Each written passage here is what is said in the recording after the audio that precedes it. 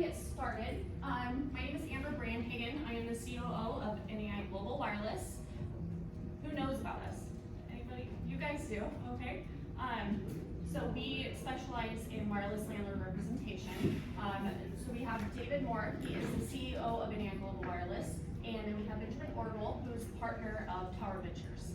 So I'll let you guys introduce yourself, get a little bit of information about your firm and what you guys do. Good. Well, thank you everyone for coming today. My name is Benjamin Orgel. I'm with Tower Ventures. We're located in Memphis, Tennessee, and we essentially do anything and everything that has to do with the wireless industry. Our main business is we build cell towers for the carriers, AT&T, Verizon, T-Mobile, and the new carrier in the industry, which I will assume we'll go into later in our conversation, Dish Network. We buy land underneath towers in the form of easements, and I believe that's why David invited me today. One, to talk about the industry, but two, a lot of brokers, when you're doing deals, you see cell tower leases come into play, and if you've never worked a deal on a cell tower, you don't understand what it's worth and where the industry is headed. And so a lot of my deals that I do are from relationships with brokers like everyone in this room. And also we have a marketing and management division where we take large real estate clients across the country and we market and manage their portfolios to the carriers to see if we can bring, whether it's rooftop antennas or cell towers to be built on their property. David Moore, CEO of NAI Global Wireless. Glad we're here, glad you're here. I kind of echo what everybody's been saying about nice to be able to be live and in person again, you know, with so many faces that I've known over the years, and so glad to be back with. We started this division in 2008 under the Capital umbrella and broke out at the end of 20 and rebranded, relaunched we're now a direct member of NAI Global, which the support that we get from the team there is phenomenal. And we are a full service brokerage operation providing consulting, new builds. We don't do quite what Benjamin and his team does. We're on the landlord side, so we strictly represent landlords. And there's so many things that have gone on in the industry where the leases have been sold, and then the land gets sold, or it's no longer necessary for a church or whatever needs to be repositioned. And so dealing with trying to relocate carriers or easement owners on the property when they don't have to cooperate and they don't have to do anything. So we're doing a lot of relocations right now on existing sites. Michael, we just completed one with him last quarter that had a lot of hair on it, and we'll go into that a little bit later. But everything that has to do with the landlord side of the spectrum of wireless real estate. And we get involved in bidding out leases for sale, consulting, trying to unwind the problems that previous landlords did, and helping get the best advocacy we can for landlords around the country. All right, thank you guys. So I think everybody wants a cell tower on their property, right? Everybody likes free money. Yeah. So how do you get a cell tower on your property? So we were discussing this before everyone came into the session, and I told David and Amber that that is my least favorite question I hear, and let me explain why. So about 5 to 10 times every week, I receive a cold call email or a phone call, and it's the same email or phone call every time. Hello, I researched your name online. I see you build cell towers. I have a property located at XYZ GPS coordinate. We're the highest point in town. It would be a great place for a cell tower. Every person has the greatest and highest place for a cell tower. So first off, just to give a little, not to get technical, but the height of a cell tower, depending on where you are, sometimes the lower the height, the better. For example, in a city like New Orleans, and there's a lot of density, and I could have used a bigger city, but in New Orleans where there's thousands of people in one place, you do not want a cell tower to be tall because it reaches too far. And then I don't know if anyone ever goes to football games, but your phone doesn't work because there's too many people on one system. So the tallest point really doesn't matter depending on the area. But anyways, to answer the question, if a carrier wants to be on your property, they've either contacted you or they've had a company like mine or an A&E firm contact you to be there. That doesn't mean that they aren't interested in being there. So when people call me, what I always say is, let me research the site. We call it scrubbing. And I will go on, there's a database that I have that has every tower in the country, and I will see if there's any towers nearby. Sometimes it could be next door, and I say, well, there's a tower next door, not a good space. But if I do believe it's a good space, I will then say, there may not be a carrier interested now, but what I can do is we have a marketing and management division where we can market your land. And to be upfront with you, it's a shot in the dark, but it never hurts to ask because the worst answer is no. All right. And during this time, if you have questions, you want us to elaborate, just raise your hand, and because we want to be very interactive with them. Yeah. All right. So everybody's familiar with 5G, and what's going on. So how does 5G affect growth in the industry? Well, 5G is absolutely necessary for autonomous driving and for other applications. The other issue is that if you close your eyes and think of all the things in your house that are using Wi-Fi right now, refrigerators, security systems, televisions, computing devices, watches, a family of four probably has 20 to 25 different things taking that Wi-Fi constantly. It's like a vampire. And so the only way to get is fiber to home, satellite to home, and other different ways, but 5G is going to give you that river for all that data to be seamlessly transmitted. So 5G is a big important thing. The interesting thing is by the time 5G is rolled out in America, a year before that, we'll be replacing it with 6G.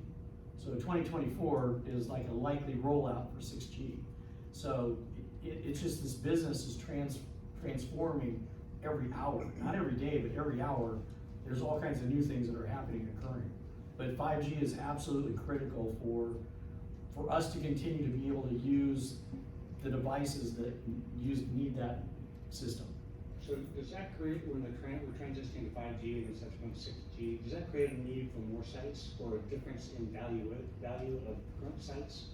I mean, how does that affect our clientele who have sites or buildings with sites on them or antennas on them? So 5G is great for the tower owner, and 6G, 7G, whatever the G comes to, because generally that means we need more, so that gives us more infrastructure to build. First off, does everyone in here know what the G stands for? It's generation, right? Correct. So I'm sure you probably follow the news, and everyone says, oh, 5G, you hear 5G started the coronavirus, you hear 5G is making planes crash. Well, 3G, if everyone remembers that was third generation. 4G is fourth generation. Now we're on fifth generation. So the technology is essentially just faster. And like they mentioned, the autonomous cars. So that's just the technology is becoming better and faster. So we need the infrastructure to hold it. And I wanted to pass this on, which I read, and I can't remember where I read it, but they expect the amount of data, look, I'm gonna make up a figure, 2 trillion it's not gigabytes, but whatever's used today, that in the next 5 years, we're supposed to 7 times the amount of data used that we're using today in the world. And that most of that comes from autonomous cars, the autonomous trucks. All of that is going to have to work off this infrastructure. So in order for us to complete this, us as an industry, the cell tower industry, is going to have to help build out that infrastructure, and that is why we're very bullish on this business. Yeah, there's about another 3-year hard run of new construction, development, changes, at least a 3-year run, where I think we're kind of ending the real estate cycle, or we're gonna start seeing some real changes with inflation and interest rates, and we're gonna have kind of resetting of the crazy real estate market we've had. We don't see any of that happening in telecom because it's user driven. These devices that people are buying, there's not enough devices in your hands to where it warrants the 5G, even though your little symbol says 5G, you're not getting it. And so by the time they get the number of devices in the consumer's hands, the system will be pretty much able to handle it, but there's gonna be a lot of bottleneck. There's gonna be a lot of issues relative to that. I believe you had a question. Yeah, I was just gonna ask, with more of the technology, you're gonna need more towers closer together, like repeaters and things like that, or is there, I mean, cause right now you got a big span, and then they start getting closer and closer, is there gonna be I'm just trying to understand what the rollout's gonna be, in order to get that type of speed and capacity, there's gonna be either repeater storage, some type of backhaul system. So, depending on who you speak with, you'll have a different answer. There are some carriers and people that work at the carriers that are very frustrated. Have you heard of, has anyone in here heard of something called small cell?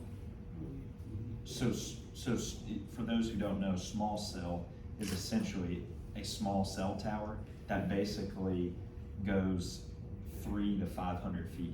And actually, this is what you see on the street lights. I don't know where everyone's from in here, but in big urban cities, they're putting them on street lights.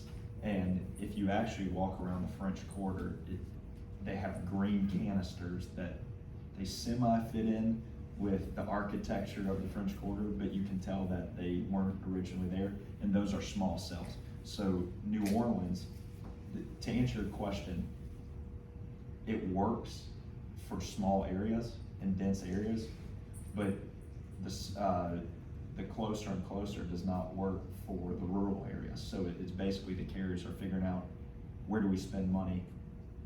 How do we tie the whole network in together? And they've actually had a large issue with small cell deployment. And they only pay about $100 to $150 a year to be on that street light. So you'll see a lot of them on public rights of ways, and those kind of installations, street lights, they replace, street lights, things like that, but there's no money in them. And that's why the carriers also don't like them, is because there's no way to co-locate. It's a done deal, so there's no way, you're spending all this money to deploy this to fix a problem in the quarter, but it's a cost. It's never gonna be any kind of a potential revenue earner in that aspect. Well, and I just wanted to give David some props here, because you helped me remember, I don't know if you remember that deal in Seattle, had that small little shopping center, Oh, yeah. cell tower in the back, and I was looking at it, and Scott goes, reach out to David, he's our wireless guru. and the owner wanted to cap it at the same rate as what the retail center was. And David was like, oh, no way. No, that's not how you cap these things out. He goes, so we didn't buy it, by the way, so thank you for that. But that was a good insight that I think a lot of us on the brokerage side, we're not in that world. And it helped the client a lot. We're gonna discuss valuation because we're at an all-time crazy. And will be for the foreseeable future. I'm actually, go ahead and roll right into that, because that was my next question. Well, I was What glad- our leases were. I was glad you mentioned that, because that was my one thing I wanted to talk about, and I think you're about to ask the question about capping it, and part of the reason that I try and build a network of brokers like everyone in this room is sometimes selling the cell tower not separate, and I'll let you ask your question, but not selling it separate hurts your client, because you can cap these out better than whatever shopping center or self-storage, whatever you're selling. Alright, so. I'll just roll into it. So, Yeah, so what are they worth? So we use gross monthly multipliers, and so back in the days when the private equity guys that invested in these lease agreements, a cell lease the tenant has the unilateral right to terminate at will. And they own all the infrastructure, they own all the permits, so you virtually have a month-to-month lease agreement regardless of the term that the carrier has, because they determine how long they're gonna be there. If they decommission a site through mergers or acquisitions or otherwise, then it's pretty much gone for good. T-Mobile will decommission about 90% of Sprint sites nationally. So all that cash flow goes. And so back, 10 years ago, we were buying these things at 100, 120 times monthly rent.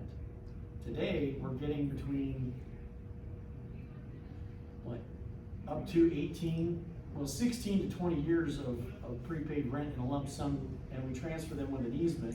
And it depends on the aggressive buyers are either trying to get a portfolio because they're gonna sell their portfolio, but conservative buyers are more 16 to 18 times annual. The more aggressive buyers will push that 20-year threshold, but there's gotta be some extenuating circumstances. So you're still not, the cap rate for traditional real estate is still not in balance with cell towers. Most lenders don't like them because they're personal property. They won't collateralize them, but they require them for debt service coverage. And that's another problem. So we do a lot of bifurcations where we sell the sell lease agreements and then the real estate is closed immediately thereafter, generally simultaneously. And we do that around the country. And that way the seller maximizes the amount of equity that they can get out of their property. And then Benjamin, you're buying not only leases under your own towers, but rooftops too, aren't you? Correct. So really what I do all day is I pick up the phone and can call brokers that have, I know Genevieve, right? Genevieve, excuse Yeah, me. no, you're good. He called you Genevieve, that was his fault. It's all Yeah, no, I right. did for him. It's not the first time, don't you worry. Genevieve, you're an industrial real estate in Albuquerque, and let's say you're representing David to sell his warehouse that has a cell tower out back. So I'm finding brokers with deals like that, and also I've built a spreadsheet from me just coming to New Orleans to speak at a conference, and I screenshot a location where the cell tower is, send out letters, find their phone number, and call them and say, well, can I buy your cell lease? And if you talk to any of your clients that have a cell tower, I guarantee you that I've called them and every other person that buy these in the country and have bothered them with letters about buying it. It's a big feeding frenzy to buy these leases. And what was your question? I apologize. No, you kind of hit on all those aspects of it. But so I'm in the market. So as I mentioned, our main business is we build the cell towers for the carriers. That's the most valuable thing. So I think your question was, what are cell towers worth? So I know in the real estate industry and the broker industry, everyone likes to talk about cap rates. So a cell tower now, if you actually own the infrastructure, could go for a 3 cap right now. People are buying it for 3 cap or even less. And but at worst case, if you own a tower with AT&T on it, and most people don't own the towers, it's more, but you'll find random people who, for whatever reason, received a tower, but a company like mine, we can sell our infrastructure towers for a 3 to 4 cap at worst. The leases now are going for, he's gonna tell you a little more than me because I'm trying to buy it for as cheap as possible. But being realistic, a 5 cap and in a 5 to 6 cap is where just a lease, basically your lease, the landlord is getting paid just say $1,000 a month. So that's $12,000 a year. I would pay a 5 to 6 cap just for the rights to that lease to step into your shoes. And the people, we have we're giving you mixed signals because on one end lenders don't like these, on the other end it's personal property. The buyers of these assets are gigantic funds that have multi-billions of dollars, and they've got gamblers out there with a couple $100 million to get institutional quality tenants that have monthly or annual incomes and some form of escalator, whether it's an annual or every per term. So they're aggregating and buying these and holding them in a pool, and then they've got $499 billion, $900 million of other assets that are with a blended portfolio. So these individuals aren't out buying these agreements. It's tower ventures because they're aggregating and owning these things in a pool. As they get decommissioned, they have rent coming in and other benefits to them as a multi-location landlord. And as an individual, it's like the worst thing ever to own, to buy, to pay the freight for the sell lease agreement because of the volatility in the market. So really, it's an asset that should be jettisoned before the real asset is sold, that for at least for the best possible outcome for the seller. And a lot of sellers think, I can't sell my building or my land unless I can sell the cell tower with it. They always end up losing equity. What does it cost to put a tower out on average? So the cost has been rising, obviously, with the cost of steel, and we're having that argument with the carriers, because the carriers are trying to cut costs. We're trying to raise rent because we can't afford to build it for what we used to. So I would say, if you asked me 5 years ago, I'd tell you it would cost about $200,000 to build a tower. Now it's costing us closer to $300,000 to build a tower. And that's not equipped, that's just infrastructure, with everything to the utilities to the site, et cetera, right? Correct. Are there individuals that have speculatively built a tower with the anticipation that sometime down the road they're gonna put a tenant on it? If there are, they're out of business really fast. Yeah, and the other kiss of death, and it happens all the time, is that a tower gets decommissioned. And then the tower owner says, hey, would you like to have this tower? And then you can go find your own tenants, and the guy goes, yeah, I'll go get my own tenants. And then a couple of years later, he's 40, 50 grand out of his pocket ripping that tower down because the municipality said, you can't have that there anymore, it's been decommissioned. There's no way he's gonna go find a carrier because it's site specific. So yeah, anytime that somebody wants to give you something, you've always gotta say, I don't know about that. To talk about an empty tower, and I don't wanna get into this too much, but our company, our business model starting in 2008 was to take empty towers from AT&T and Verizon for $1, pay their land rent, which had good termination, and we basically built our portfolio of over 400 towers from doing that. It was a big risk. We were taking a couple $1 million a month burn, but we were able to trim the fat, put carriers on the tower, and it turned out to be a genius from our president's idea. Now, I'll tell you a story about when you mentioned the municipality. This actually happened in the past month. We had a dish network and AT&T hit on a tower in South Carolina. And a hit means that they're interested in going on the tower. We've been paying this guy rent for 14 years. He decides, coincidentally, that he doesn't want the tower anymore. And he calls his friend, it's a small town, and the zoning department says, I want this tower down. So she says, okay, well, per the rules, this isn't, you aren't in compliance because there's no one on the tower. So they revoke our permit. And I said, well, wait a second, I have 2 people going on it. And he says, you're SOL. So I ended up today actually sending him a check for $185,000 as an option fee to redo our lease so we can reapply for zoning. He basically stuck it to me, and the only reason we had to play in the sandbox is because we had 2 people interested that we can make money.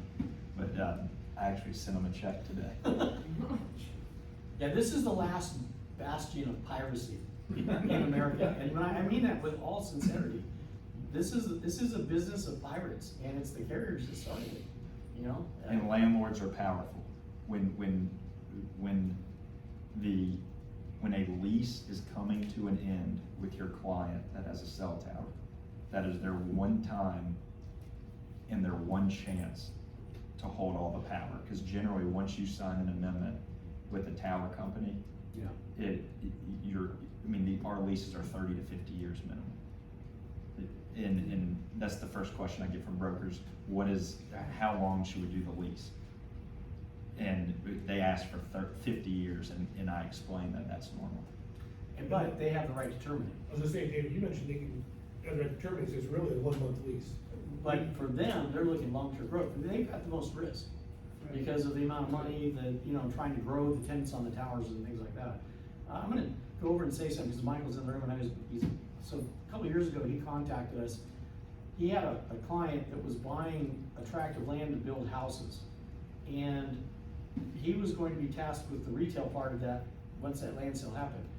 So our friend Teddy got this thing tied up, and then he decided he wasn't gonna do anything for a couple of years, but we figured out that out of all the agreements and amendments and everything else that would happen, there were multiple tower companies that were involved, and they did some back house trading and whatnot, so they ended up with one of the big 3 tower companies, and the landowner was a 50% owner of the lease agreements through the TriStar. When TriStar was going to landlords and saying, we'll take this tower away from your tenant and we'll split the rents with you. And gave them these really big pro formas and things like that, and it never came to fruition. Then the lawsuits ensued, and then finally the tower companies ended up with all these assets, and they're cleaning up these 600. And so in order for us to get this housing development entitled and whatnot, we had to do a fee sale. And so the tower company, we couldn't get the fee sale because of all the subdividing, so we went ahead and amended the easement. His client got a check at the end of the year for $600,000.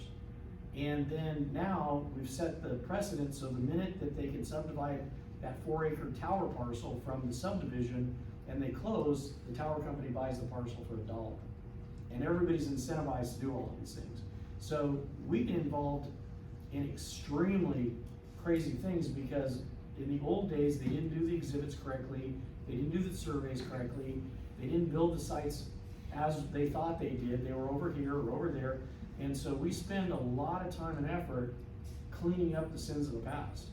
And so that's where I think we can help you as brokers the most, is getting deep into these issues and then saying, okay, here's your path to success. And now you're gonna get that listing here pretty soon because they're gonna have that parcel subdivided out, and now you can do your thing. But that was a call because Michael said, look, I don't know anything about this, can you guys help him? And it turned into a great deal for all of us, and Michael got paid. Alright, so why should clients sell their leases, and how does a broker get paid? I'll go ahead and just answer that one. Yeah. Because you're on the buying side. So when we take an engagement letter to sell a lease, generally our fee is 6% of the gross sales price paid at the close of the escrow, or the close of the sale. We don't have escrows. And so when we bid the process, we go through and do all the documentation, and then once it's closed, then from the seller's proceeds, we collect our fee. We pay the NEI Global fee off the top, and then we have a fee sharing arrangement with the brokers that are doing the referrals to us. So that's typically how we walk the process through these guys. And the reason why it's important to say our process and how we do it and how we generally charge is because it gives you an idea that we're still working as a broker. And that as we value these lease agreements and bring them the best deal possible, not necessarily the highest price, because that's not always the best buyer, but then we get into that and then we walk them through the entire process and try to protect them as best we can, so that when they do decide to sell this asset, they can do it without causing harm or problems for a downstream owner. That's probably our biggest issue. So you mentioned no earnest or anything, so it doesn't go through escrow. No, we sign an option, a one-page option, and the guy gets $1 or $10, and then there's due diligence items like agree to an easement, subordination agreement from a lender if it exists, rent copies of rent checks, entity documents. They pull title, the buyers pay for title, and then the title company closes the transaction. So it's a seamless process. You can do your deals in how many days? So if there are no right of first refusals, which is very common in our industry, any lease that I ever do, I put a right of first refusal in it, because I don't want another tower company buying my land. I want to deal with a landlord, not another tower company. And so I generally close deals within 30 to 45 days if there's no right of first refusal and no mortgage on the property. Because obviously you have to deal with a bank for a subordination agreement. And that's a little bit of hostage taking.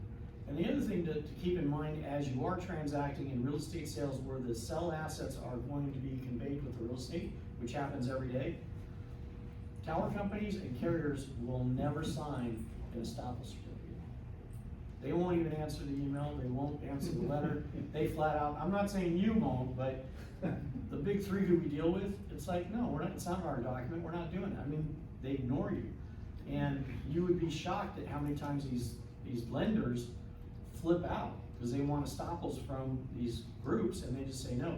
It took us 4 months to get American Tower to sign an estoppel certificate on a transaction that was closing. When they contacted us, it was closing the next day and they wanted an estoppel, and it took them 4 months to get it. And that was an SBA loan, which meant that the lender and the SBA have their own estoppels, and it took 4 months for American Tower to finally say, all right, we'll do this. And they told us that you're cashing a chip. So we ended up having to, do something, to get something, because they flat out, when I called them, they said they started laughing, it's like, no, you're crazy. And you're gonna run into this stuff all the time, and it's better that you know these things up front, for sure. Now, is there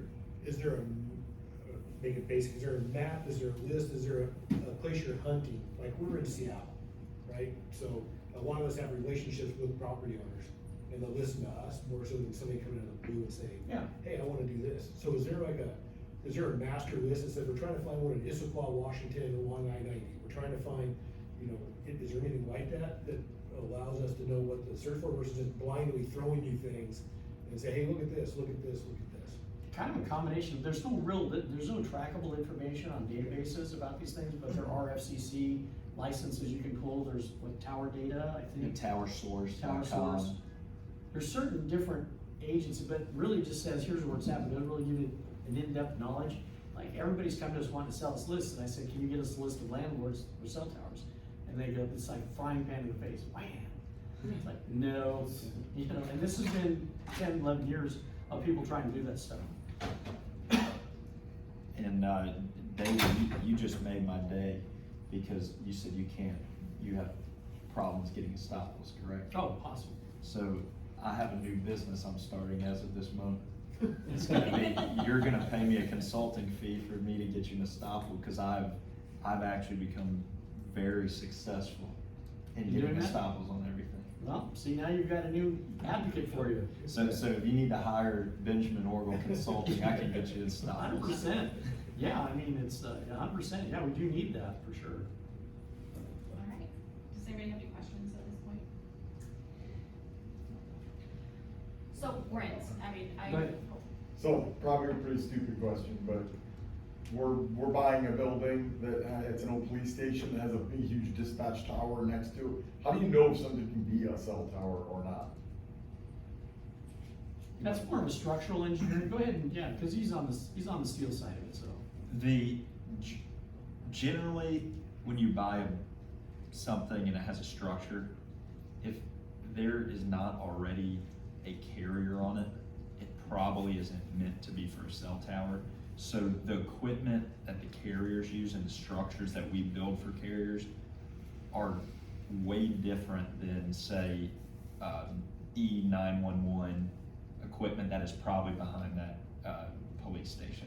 It's probably really made for radio and emergency equipment, and it probably structurally cannot hold what the cell carriers need to put on there. Okay. I don't know without looking, but generally, just from experience, that's how it is. If I had to assume, it's probably a lattice tower. It kind of has 3 legs and goes like that. Is that how it is? Good. And cell towers are generally now a single steel pole with a very strong foundation, so you can attach. You always build your towers to have 3 or 4 carriers rather than 1, because that's when you make your money as a tower owner, to put more people on your tower. And ice load, and wind load, and snow, and hurricane, and earthquake. I mean, these things are unbelievable. Their footings can be 30, 40 feet deep, I've noticed all the variations too, like in Seattle, I'll see something like a pine tree, in Scottsdale, I'll see something like a cactus. Right. So you guys have definitely Can- dressed them up a little bit. Can I let you in on an industry secret? Absolutely. Please don't put that bug in your clients' ear. 'Cause it really lessens the return, because those are so much more expensive than an actual steel pole. And in some areas, some municipalities require. So in Seattle, they may require that that they're a palm tree, or in Arizona, I know in Scottsdale they do that. But it really, and not only from our side does it hurt the return, but actually the carriers do not like them, because they cannot put as much equipment on it. It's called they can't conceal when they have to conceal their equipment, they can't use their full equipment. So they're actually really moving off of, I'm sure everyone's noticed flagpoles. Carriers hate flagpoles unless they absolutely have to use it per the municipality. Yeah. Please don't mention that to your clients. Both sides do not like those. All right, so I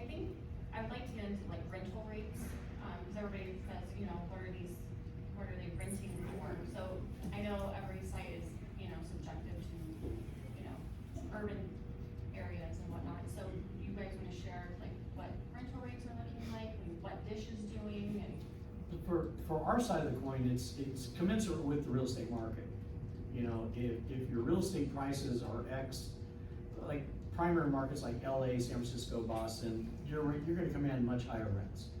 In secondary markets, a little bit lower, and in tertiary, rural areas, a lot lower. So if somebody came to you in a rural build and said, we'll give you 800, 900 a month, ground lease position in the middle of a cornfield to build a tower, that's gonna be a pretty decent deal. You're not gonna get $2,000, $3,000 a month. And the carriers have been pushing back on rents for several years now. And the one thing they're pushing back on have been, that's a real problem, is escalators. They wanna fix escalators at 0, 1.5%, 2%, and they haven't realized, and their day is coming, that we're in an inflationary period and people just are not gonna tolerate that, and they're gonna have to bite the bullet, because they have all these data plans of consumer that are getting these great deals for all these phones, and they have to find a new way to generate more income, and then they've got lease position on these towers and everything else, and the second highest cost that they have, besides employees, is rent. And so the only place they can try to work that, and there's companies that they actually hire that go out there to landlords and say, if you don't reduce your clients or your tenants' rent, we're going to decommission this tower. And they threaten, and a lot of people roll over and sign those agreements, and then that consultant gets paid a percentage of the savings. And so the threats result in what the carriers want, but the harm comes to your consumer, your landlords. So if your landlords come to you with one of these letters, let us look at it. Because normally when they say, we're gonna decommission, they're already pulling equipment. You know, it's a foregone conclusion. But never let a client sign an amendment and never listen to an MD7 when they contact you without talking to someone in the industry that understands it. And I deal with it in our marketing and management side every day. I had someone on Monday of this week send a letter to my client. I represent a big real estate firm that owns hotels across the country. They actually own the Lowe's in New Orleans and around the corner. And MD7 said, at your Westin in Tucson, Arizona, we're gonna terminate. Your lease has 14 months left. If you don't reduce your rent in half, we're terminating. And XYZ told me to call you. And I said, well, I called the guy up and I said, well, XYZ is actually my good friend. I took his son to a basketball game the other night and he doesn't know who you are. He goes, how do you know him? I said, I'm friends with him. And he's the director of real estate for AT&T.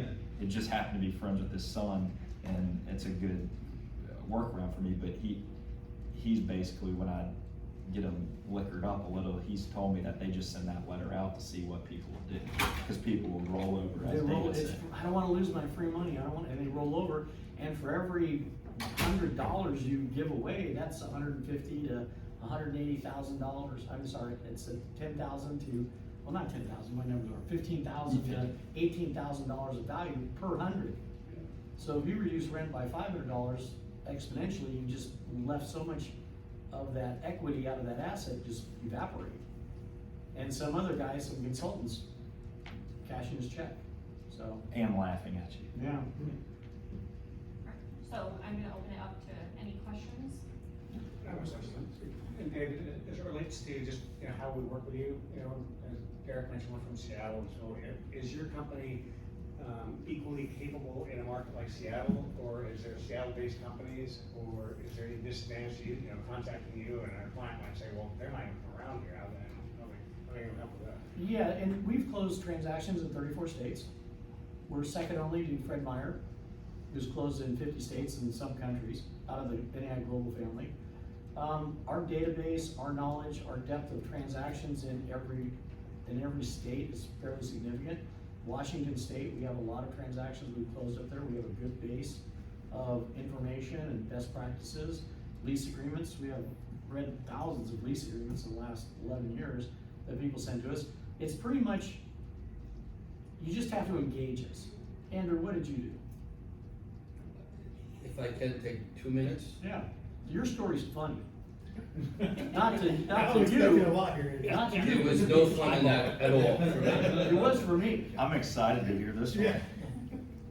I was selling a piece, just imagine in New Jersey, the density, I was selling 2 industrial properties, was under contract to an institutional player, separated by an on-ramp to another highway.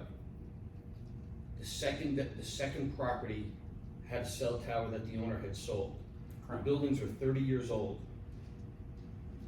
They came out of the ground in the late, like 80, one was 89, the other was 90, and it's all important because what they didn't know, there was, the secondary building was on a 3.5 acre parcel, of which a third of that land, even though it was paved, curbed, had a cell tower on it, had riparian right issue.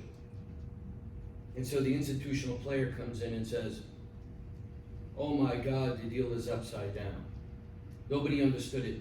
And what was upsetting, because they did the title, the owner said, I've refinanced the property, I bought it, I put debt on it, and I refinanced it 4 other times. It's never been an issue. So institutional players, everyone is smarter than everyone else, and no one know how to handle this. And one morning, I saw David last night, I kind of jumped out of the bar and kind Scared the of, hell out of me. yeah. He got, what was amazing to me, I reminded you, it was 7 o'clock your time. Yeah. So it was 10 o'clock East, back in the East Coast. And you got on the phone and I've got all these brainiacs on the phone, everyone calling in.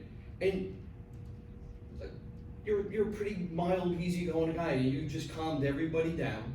And you mind what I kind of reminded? This is your story.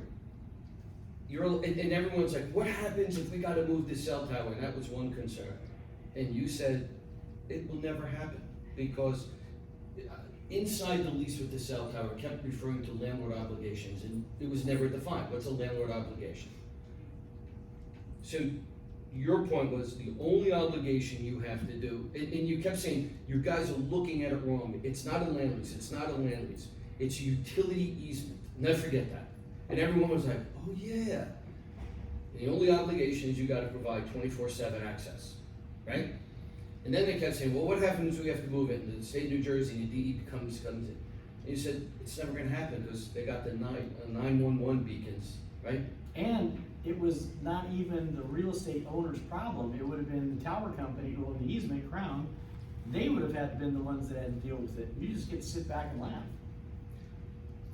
So, you were phenomenal, right? Everybody was on the Richter scale. Everyone was freaking out. Everyone calmed down. And then it was my job to go get the estoppel certificate signed.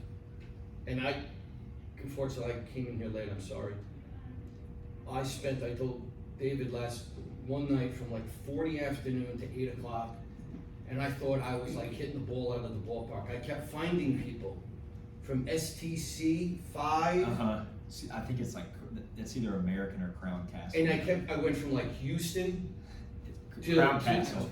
to like somewhere in Seattle and somewhere Carlsbad, and I'm like, I am so pumped. I'm getting all this information. And guess what? Nobody would sign the estoppels. They would only provide their estoppel, which didn't say anything. So, but the long and the short of long is, you're the man. Amber and you guys were, I told you last night, absolutely, you have a cell tower issue. I can't even believe they wouldn't be your first call. And it's everything. It's amendment work, it's new build work, it's, we consult our brokerage and all this stuff, and we are getting paid to unwind a lot of the problems that these people have put themselves in. A gentleman in France, huge net worth, sold his lease agreement with an easement on his roof. That lease got sold to another party who aggregates portfolios, and they have the rooftop rights. So 7 years down the road, he leases part of the roof to T-Mobile, and then says, we want to sell this lease. And I said, well, you owe them 30% of the rent, and if Clearwire has decommissioned the site, they get 100% of it until their pro forma rent equalizes. He's like, what? I mean, it's just, the phone went just like blank. It's like, oh Are you there, Mike? And so now he's gonna have to hire us to figure everything out and then see what he has. And his lease agreement provides T-Mobile consent to sell the lease to anybody. So they're gonna reduce the rent. So he just lost, you know, probably 10% of his rent, which would be $250 a month. So he's lost, you know, tens of thousands of dollars for their approval. And then there's just all kinds of problems. So he's gonna have to hire us to figure everything out and then see what we can actually take to market. But it's just, if there's a sell lease cost, another thing we can do to help out, I don't mean to take up all the time. Oh, no, you're fine. You're gonna do a listing pitch for sale or for lease. Got a cell tower on it. You know, come to us and say, hey, give us information. Here's the lease agreement. You know, what landlord doesn't wanna know what he has? And we'll give you a report saying what that sell lease is all about. Is it above or below market? Is it, when the lease comes up, will it normalize rent or will it have to be adjusted up or down? And we'll provide you with information so that when you walk in with your presentation, you're the only broker that's gonna have real information about that sell asset. CB, JLL, all those other guys, they don't have divisions. And so we're gonna be your partner in getting that listing, and we don't want anything out of it. It's just, this is what we're gonna do for you guys. You and I were chatting last night a little bit about Dish Network. We were having one conversation about them, but and sometimes it gets a little fuzzy, you know, you read something that was 6-12 months ago. And there was a lot of money, if I'm not mistaken, that was gonna be pushed into the 5G world. Oh, billions. Billions. Because, and candidly, I got that from your little weekly blur. I remember reading that. Is that, like, how far along are they? Is it 30%, 80%, you know, this 5G rollout? Because, you know, unfortunately I was on a conference call and I was watching the news upstairs and all the airplanes on the 5G and all of that. Yeah. What can you give just a little, this 5G rollout that everyone's cell phone's gotta be, where are we? You're a little more up on that, I think. So the answer is, to be honest, no one really knows because the carriers, I mean, unless you've heard something that Don't I have a magic haven't, bullet. but the carriers, everything is proprietary to their systems. They are running 5G separately, and they don't. I know you see the commercial where T-Mobile's like, "Oh, we're covering 98% of the country." I can tell you that's a marketing BS because David mentioned it earlier. When you look at your phone right now, it says 5G, but the service hasn't been built out across the country. That's just a marketing thing. Yeah. So it really isn't. And the truth is, by the time 5G is probably 50 to 70% rolled out, we're on to 6G. We've come up with something faster and quicker. Oh, so we're not 50% yet? Absolutely. No. And I'm telling you, so, and then also dovetailing Dish. So when Sprint merged with T-Mobile, the FCC said, T-Mobile, you've got to sell your burner phone business, 9 million consumers. Dish stepped to the table because he owns Spectrum, and he says, I'll be the fourth carrier. I'll buy that burner. You have to support me, T-Mobile, with your system so I can operate these consumers' phones. But I think what they're gonna do, they have to build 15,000 sites by 2023. And they're not even 20% into it right now, and they've got to deliver like a fifth of that, 20,000 sites by June. So they're gonna go to the FCC and go, yeah, we're getting there, and the FCC is gonna do this. They're gonna say, okay, just go do your thing, because we know you're working on it. They will be the fourth carrier, but I think their biggest thing that they're gonna be doing is, and I wanna get into this next because I wanna kind of get further into technology, and that is IoTs, and that is the Internet of Things. So we had all these fires in Northern California.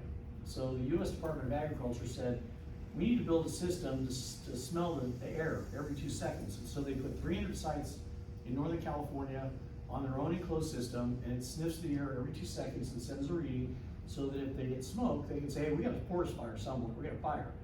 Let's go get on this thing right now. And so we're gonna see more and more private companies, more and more developers and all these guys build their own systems, their, technology of things specific to what their need is, whether it's inventory control in a warehouse, personnel movements, whatever, and that's gonna be another big business. And if Genevieve left, but she does a lot of land development, if a property owner is coming out of the ground with a big complex, either office, industrial, or retail, or homes, if they don't have pre-planned all the infrastructure for fiber and everything that's needed for the non-cellular world, then they're really wasting their time and effort, because COVID and working from home proved that we need fiber to home. We need more connectivity because everybody has 10 to 30 devices in their house using that signal every day. And there's not enough capacity, There's not enough capacity. not even close. So I got down here Sunday. I came down to New Orleans Sunday, and we went over to, my wife and I, the football games at a place called, one of these restaurants, Walk-Ons. And we're sitting there, and my wife's phone isn't working. The waiter comes over and says, yeah, this whole area is on Cox or something like that.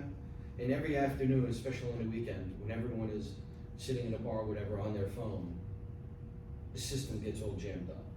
And I found that kind of shocking, if you will. Because Yeah, there's no you're capacity. in pretty much of an urban area, and there's, like, as he said, not so much during the weekday, but on the weekend, the capacity gets used up. So you know that where they do the Coachella event and the Stagecoach in India, it's this huge polo grounds. There's 2 gigantic polo grounds that are, I don't know, each field is 9 football fields, and there's like 30 fields. So they get 300,000 people a day at those events. And every one of them are trying to Instagram and selfies and all those things, and it's just zero. So this private company came in and they built these really weird looking boxes, and they look like a big gigantic square battery. And in each one of those is housed all of the equipment from all the carriers and then some. And so they can handle 300,000 people a day using 1 or 2 devices. And the amount of signal coming in and out of this property is just, it's insane. But they had to build this system, and it cost millions of dollars just for that venue, to be able to give everybody there that connectivity experience, because everybody wants Instagram, and everybody wants to do these things. So we've got to take in terms of what do we need to consume. When she said about 50%, the changes that we have at the closing remarks today, that we all have to get a little bit deeper in technology, we're gonna have a situation where there's gonna be things that are out there that we're never gonna know about, but they're absolutely crucial for that company to operate. And it's all gonna be internet-based or Wi-Fi based in some way. Do you guys build private systems? We do not. We can't figure out how to make money in them, so we've done one and said that was enough. Yeah, there's a couple of really good companies out there that can build, can fix and have solutions in buildings, but it's generally the people writing the check is the property owner. And they can be big checks, but. Almost every time it's the property owner. Yeah, but if you can figure a way to make it a 4th utility, and you can control your building and light your own building up, you've got an amenity, you've got a way to retain tenants, you've got your own system so that, you can create whatever system you want for whatever capacity you feel that your tenants need. So we need to stop thinking in terms of cell leases and cell towers and things like that, and really look at, how we're going to continue to have all of these devices that continue to be taken to market and plugged in, not knowing that, there's not enough juice, there's not enough whatever you need to make all these things operate. I think that's gonna be our biggest challenge. And real quick before I forget and go off on another tangent, the one interesting thing, and I don't even know if I've told you this yet, I may have, David, but our company, Tower Ventures, we, as I mentioned earlier, how I basically go through CoStar and all those websites, LoopNet, to see where brokers like all of you are putting deals on, and let's say you're selling a self-storage that has a cell tower on it. So we were always failing at saying, hey, will you sell us a cell tower? No, we're selling everything together. So we actually started a commercial real estate business it's called Tower Ventures CRE, where we actually buy real estate assets with cell towers on it, because that was our only way of getting these deals. So this happened about 8 years ago. We started doing it, and we bought Dollar General's Walgreens with a tower in the back. We bought self-storage. We actually have gotten in the self-storage business because we didn't know what we were doing. We're like, oh, let's just buy the tower, then we'll sell it separate. And they're like, wait a second, we like this business. And we have over 1,000 self-storage units now, just from, hey, that's a good business. And our worst is we bought a couple car washes with cell towers, and I can tell you stories for days about what we've had to deal with at these car washes. But eventually we've sold the car wash and kept the towers. And but my point of telling you is that if there's ever a deal with the cell tower, obviously go through David. But my company is always interested in looking at a piece of real estate with a cell tower. We like just buying the cell tower by itself generally, but sometimes we'll do a deal. To get a cell tower, we will do the commercial real estate deal. And the only time it's really not worth separating a lease from a building is if you've got a monthly net operating income of $100,000, $200,000 and $4,000 of it's the cell leases. You can kind of blend that into the